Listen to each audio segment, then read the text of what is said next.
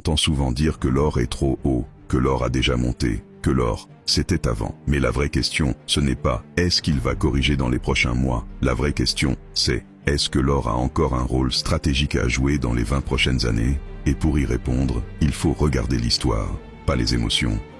Revenons en arrière. En 1971, l'once d'or vaut 35 $.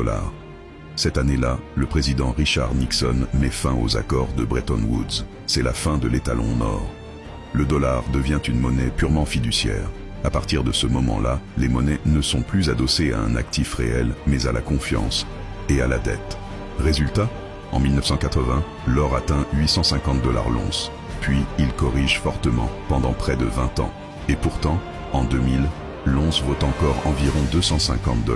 En 2011, après la crise financière, elle dépasse 1900 $. En 2020, avec le Covid et les plans de relance massifs, elle franchit à nouveau les 2000 $. Et aujourd'hui, on évolue sur des plus hauts historiques.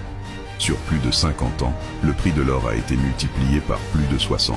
Pendant ce temps-là, le dollar a perdu plus de 85% de son pouvoir d'achat.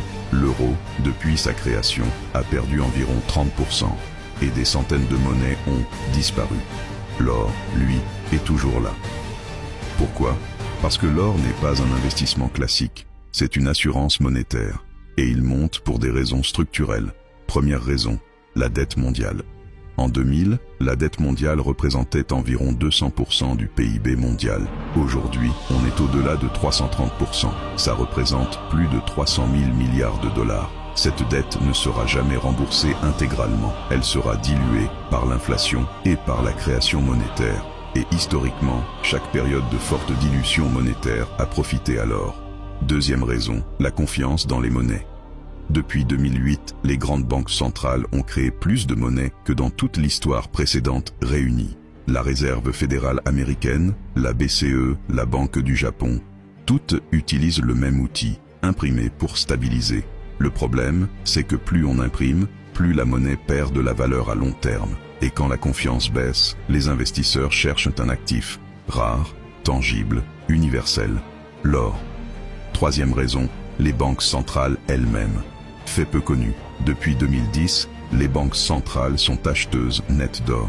En 2022, elles ont acheté plus de 1100 tonnes d'or en une seule année. C'est un record historique. Pas les particuliers, pas les traders, les États, Chine, Russie, Turquie, Inde. Et quand ceux qui contrôlent les monnaies renforcent leurs réserves en or, ce n'est jamais par nostalgie. Alors, l'or dans 20 ans, personne ne connaît le prix exact, mais on peut raisonner intelligemment. Premier scénario, stabilité maîtrisée, inflation contenue autour de 2-3%.